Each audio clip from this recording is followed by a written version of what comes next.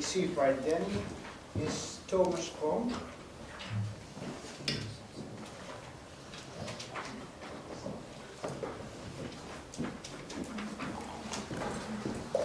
Come in. Hi. Hi. I'm Thomas. Denny. Take a seat.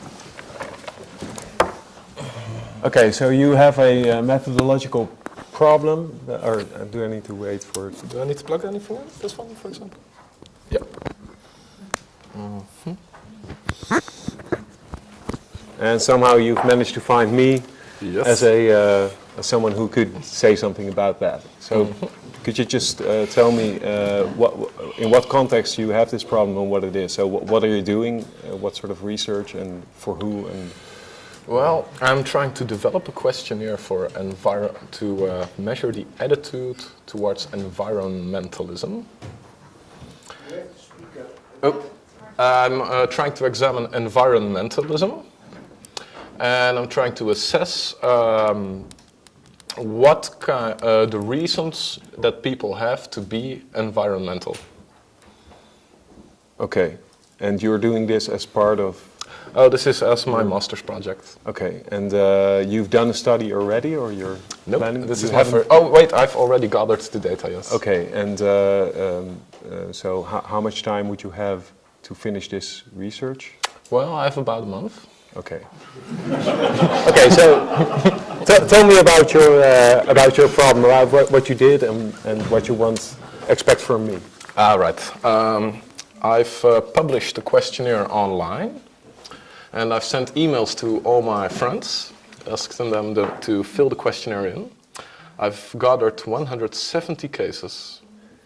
The questionnaire was as following, and I have a small picture which might explain it a bit. Everyone has it? Yeah. I had 10 polluting behaviors, and for each behavior I asked a couple of questions. For one, I've asked them about the extent to which they showed this behavior, and I've asked them about possible things that may affect the extent to which they show the behavior. For example, how conscious they are of the behavior, how relevant they consider it, how effective an attitude of important others, for example. And that's relevant to the environment, or relevant for them? Yeah, I think it is relevant for them. I hope it is. You haven't given them an instruction, so you just asked them how relevant is this behavior for you? Mm-hmm. Okay. And yeah, that's the data I've gathered. Okay. So you've got, for a number of topics, you've asked a number of questions about behaviors and attitudes to 170 people. Yeah. That's the structure of your data set. Yes. And now you've come to me to ask me a question. Yeah, I have two questions actually.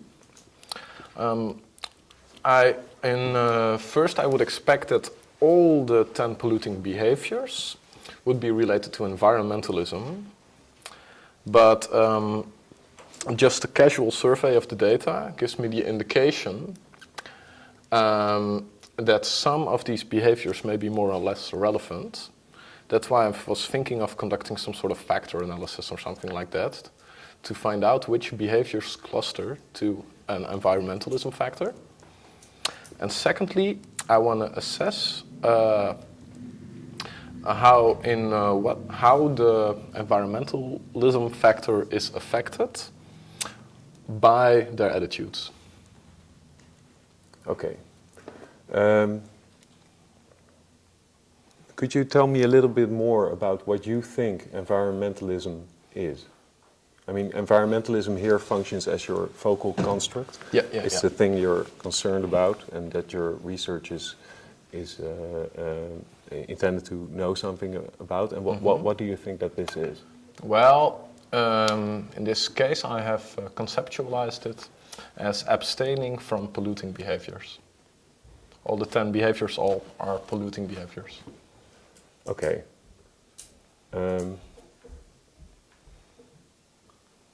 And so environmentalism here is in individual differences.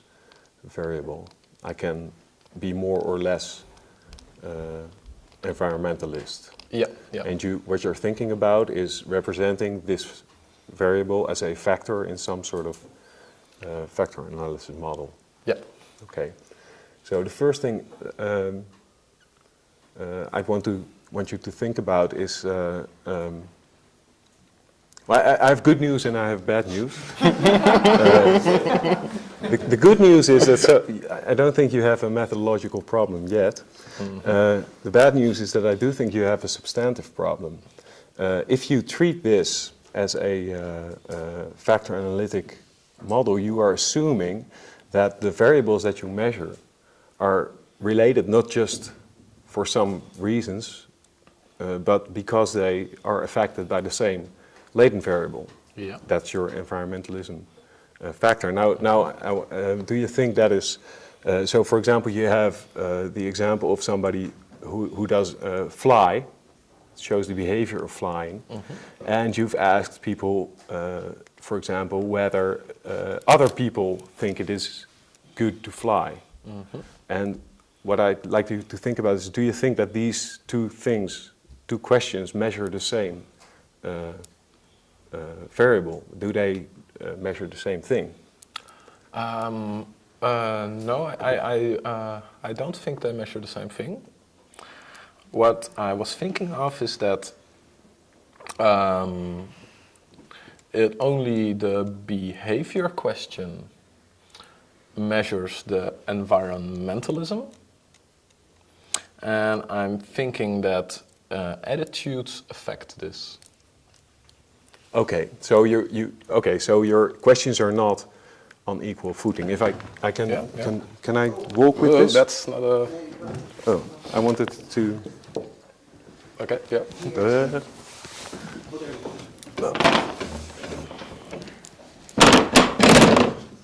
So your behavior questions, like, do you fly, or how often do you fly? How often do you throw litter in a yeah, how often do you fly? Some things like that. You assume those to be indicators of some environmentalism construct. Yeah. Okay, so the question, what's your attitude about flying? That's a different thing. That's not a measure of environmentalism or the degree to which someone is an environmentalist. Right. That's an important nuance to make. For example, the attitude towards flying. For example, the questions I had were, how conscious are you of the environmental damage of flying? And how relevant is flying to, in this case, how would you say that? Do you think that flying causes environmental damage? Okay, and so the structure of this problem is that you conceptualize these variables here as measures of some individual differences variable that you're trying to measure, mm-hmm. and the variables like relevance and attitudes and others, what others think of it, are determinants of environmentalism. Is that what you're thinking? Yeah. Okay, so this is basically the structure that you're thinking about. Yeah, that looks good. Okay, that's good, because now you have a methodological problem, and that's how to do this trick. But at least now you have a conceptual scheme mm-hmm. of how you think substantively things relate to each other. Mm-hmm. What have you been doing yourself about, how did you think about going about and testing this or analyzing this? Have you done anything yet? No. I was, especially since I only have a month left, was hoping that there would be some prefab option in SPSS that would work this out for me. But looking at this diagram, I'm starting to doubt that. Well, there are prefab options for this, but they would require some sort of factor analysis specific program like Lisrael or something like that. But judging from how you look at me now, I think you think that I'm talking some strange language, so you don't know. I heard about Literal, that the course was very hard. Oh yeah?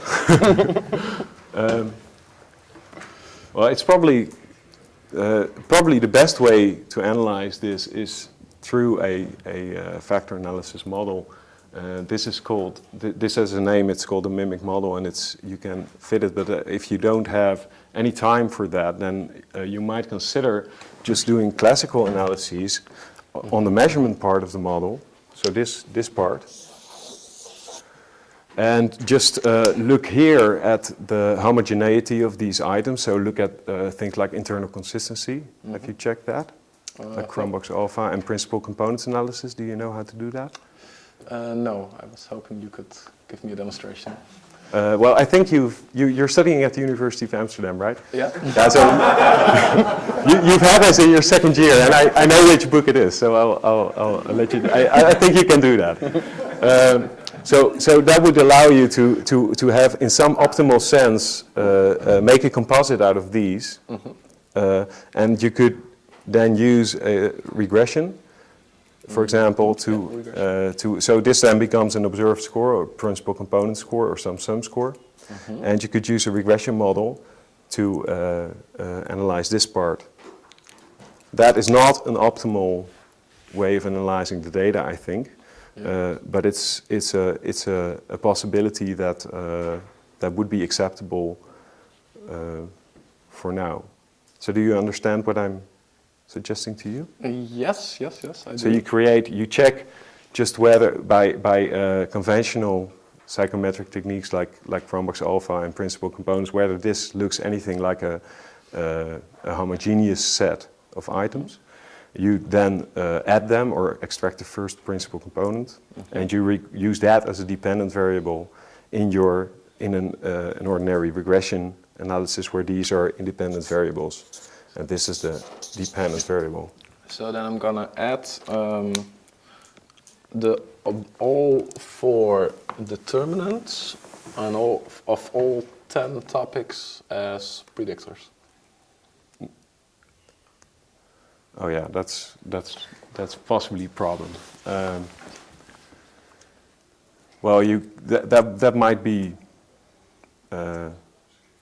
something you could start out with if you're just concerned with the general importance of relevance without the topic you're talking about. The alternative would be not to create a environmentalism composite, but to look at it for each variable separately, and then treat that as a regression problem. Yeah, that's a nice alternative. Possibly it's a good idea to do both, and see if you see important differences. Yeah, I think that would be a good start. So can you proceed with this? Yeah, I think I'm gonna read some chapters again, just to get my knowledge up to date again. But yeah, I think I got the basic idea.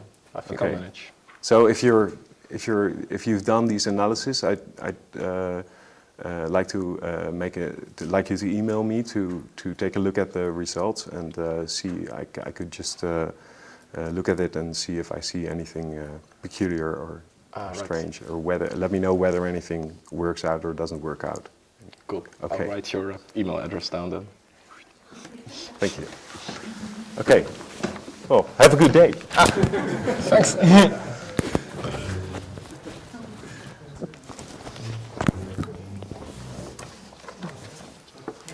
I think I dropped something.